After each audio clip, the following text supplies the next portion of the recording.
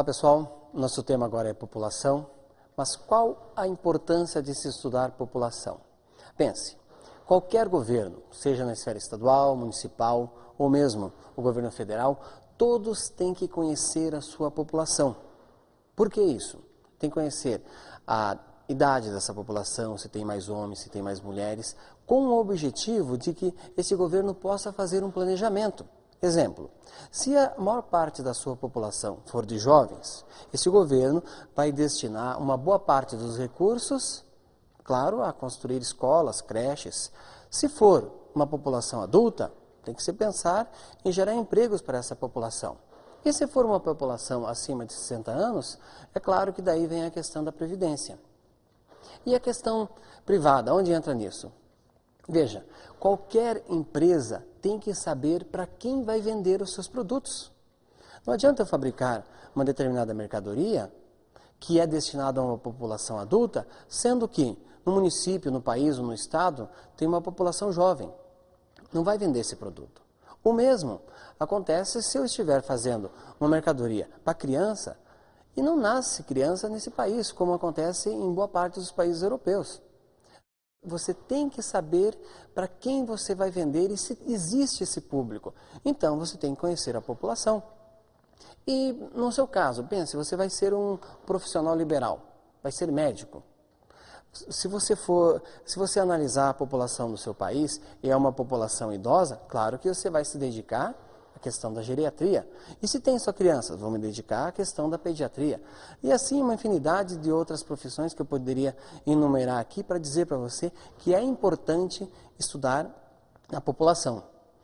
Um dos aspectos importantes da população que deve ser estudado é a densidade demográfica. O que é isso? Veja, basta você saber o número total da população e o tamanho do país, por exemplo. Veja, o nosso país que tem 185 milhões de habitantes e o tamanho do nosso país é 8.514.000 km². Se eu dividir esses dois números, eu vou ter uma média da população de 21,7 habitantes por km². Nesse caso, o Brasil pode ser considerado um país pouco povoado. O problema está na distribuição dessa população. Observe o mapa. Bangladesh, Taiwan, Coreia do Sul, Holanda e Japão. Esses países não têm uma população maior do que a brasileira. O que acontece é o seguinte, o seu território é muito reduzido. E na hora que nós dividirmos o número de habitantes pelo tamanho do território, a densidade demográfica vai ser grande, tornando assim países muito povoados, que é outro critério que você deve conhecer sobre o tema população. Outro dado importante sobre população é que você saiba se o país é ou não populoso. E para isso é simples, basta você saber o número absoluto da população desse país. Por exemplo, a China tem em torno de 1.300.000.000 de habitantes. É o primeiro, é o mais povoado do nosso planeta. O segundo, a Índia, em torno de 1 bilhão de habitantes. O terceiro, os Estados Unidos, mais ou menos 300 milhões de habitantes. E o Brasil vem, nesse caso, em quarto, com 185 milhões de habitantes, como vimos anteriormente. Mas veja, até agora nós aprendemos sobre densidade demográfica, país povoado e país populoso. Mas isso não basta. Você deve conhecer outros dados, saber como está a distribuição da população desse país. Por exemplo, se é um país com população jovem, com população adulta ou com uma população com mais de 60 anos. E para isso você vai ter que saber ler uma pirâmide etária. Você acha que tem mais homens ou mais mulheres no Brasil? Mais mulheres. Eu acho que tem mais homens. Mais mulheres. Mais mulheres. Mais mulheres, claro. Você pode me dizer se tem mais jovens ou mais velhos no Brasil? Mais jovens. Mais jovens. Olha, acho que mais velhos. Não, velhos não, idosos, né? E mais você? novos. Mais novos. Eu achei jovem. Isso é legal, porque mostra que o Brasil está passando por uma evolução nas questões demográficas. Agora vamos analisar como se lê uma pirâmide etária. Note que sempre do lado direito vai estar representando a população feminina e do lado esquerdo representando a população masculina e no meio a idade da população. Observe que em 1970 a predominância da população brasileira era de jovens, de 0 a 9 anos. E uma pequena parcela de população acima de 60 anos. Note que em 2000 esses dados vão mudar bastante. A população não é mais de 0 a 9 anos, e sim entre 10 e 15 anos que está predominando. E aumentou bastante a população acima dos 60 anos. Agora vamos analisar uma questão que caiu no último Enem sobre a população brasileira. Veja as duas pirâmides etárias. Comparando as pirâmides de idade, podemos concluir. Alternativa A. Pirâmide 1 é típica de países que apresentam alto percentual de população jovem. Essa alternativa está certa ou errada? Lembre-se que quando nós falamos que a base da pirâmide representa a idade, e nesse caso ela é maior, portanto, ela está correta, pois a base representa a população jovem. Alternativa B. A pirâmide 2 é típica de países que apresentam alto percentual de população jovem. Essa alternativa está certa ou errada? Ela está errada por causa da palavra jovem no final. Se estivesse população adulta, ela estaria correta. Alternativa C. A pirâmide 1 é típica de países com elevado índice de desenvolvimento humano. Essa alternativa está certa ou errada? Ela está errada pelo seguinte: países desenvolvidos não têm um elevado percentual de população jovem como apresenta a pirâmide. Alternativa D. O país representado na pirâmide 1 necessitará de menos investimentos futuros em educação básica do que o país representado na pirâmide 2. E essa alternativa está certa ou errada?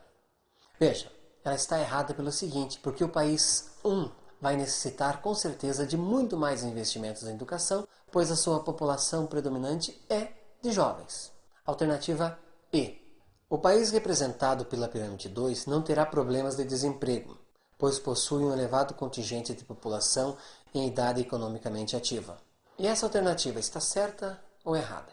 Ela está errada pelo fato seguinte, de ter uma grande população em idade economicamente ativa. Se não existir um bom planejamento, é claro que esse país vai ter problema com emprego. Pessoal, com isso, encerramos nossa aula de Geografia. Aproveite para revisar esse tema e boa sorte!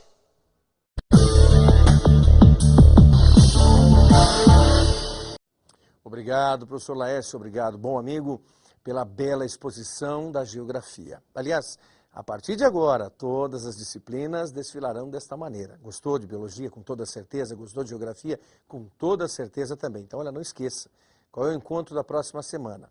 História e Química. Vale a pena, mas vale a pena mesmo. Próximo sábado. Falando em Enem, algumas informações são valiosíssimas para você, estudante. Bem, vejamos aqui. É bom termos em mente que hoje o Exame Nacional do Ensino Médio é utilizado por mais de 400 instituições espalhadas pelo Brasil. Aqui no Paraná são inúmeras. E essas instituições utilizam o Enem das mais variadas formas. Algumas como processo avaliativo. Deixam de fazer o seu processo de admissão por conta de o aluno comprovar que fez o Exame Nacional do Ensino Médio e obteve o respectivo score, tanto em redação quanto nas questões objetivas. É claro que há instituições que utilizam o Enem como parte da nota e também como critério de desempate. É o caso específico da Federal do Paraná, que utiliza como primeiro critério de desempate. Isso é lógico, se ambos os candidatos que estiverem na condição de empate fizeram o Enem. Se eles não fizeram, nada feito. Estas questões são valiosas para serem colocadas a você, porque é bom nós estarmos a par do jogo, como ele é efetivamente jogado mesmo. E aí vem outra pergunta. Quantas questões eu devo acertar para que eu possa ter maiores chances de ingresso em uma instituição e nas variadas formas de utilização do Enem? E quantas questões eu preciso acertar para ter acesso ao ProUni? Bem, vejamos aqui. Se são 63 questões, você deve ter um número de acertos superior a 40. Imaginando que, se você tiver um acerto superior a 40, você já começa a ser classificado no item bom e depois, acima disso, é claro, o ótimo e o perfeito, 63 questões com gabarito, ou bem perto disso. Então, é bastante importante para o ProUni e para a sua opção por uma instituição de ensino superior. Daí, sempre é valioso mesmo.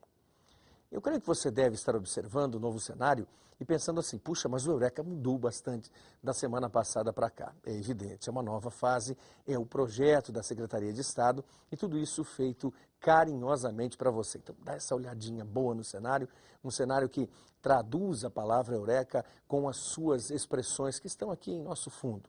Muito bonito mesmo. Por quê? Feito com carinho para você nessa perspectiva educacional valiosa. Então um grande abraço. Aliás, abraço especial a você, nosso telespectador, nossa telespectadora, pela companhia, marcando um novo encontro para o próximo sábado, com História e com Química. E traduzindo esse abraço ao secretário de Educação, ao professor Maurício, por contemplar esse projeto, por acreditar nele. E como dissemos, isso não tem nada a ver com a questão política, e sim com a questão de uma diretriz educacional. Isso é premissa, e uma premissa valiosíssima mesmo.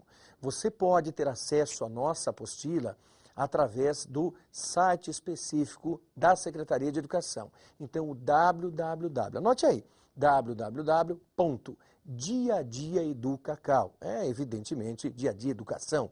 Então, diadiaeducação, educacau.pr.gov.br. Vale a pena você baixar esse material e começar a acompanhar a partir da semana que vem todos os nossos encontros nas mais variadas disciplinas junto à sua apostila. Grande domingo, excelente semana e olha, sábado que vem estamos aqui. Por favor, não esqueça, Programa Eureka, Projeto Eureka é feito para você.